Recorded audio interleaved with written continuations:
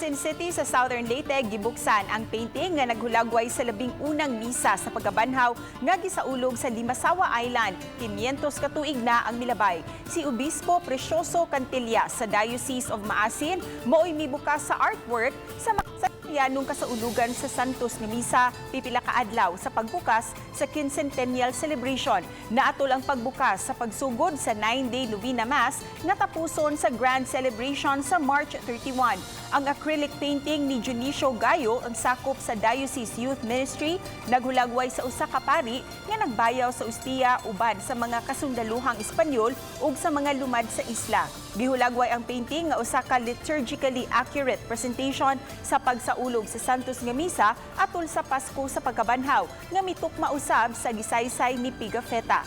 Ipakita ang maong painting sa pilgrim site sa Limasawa hangtod sunod Miyerkules. Human niini i-display na unya kini sa Cultural Heritage Museum sa Diocese.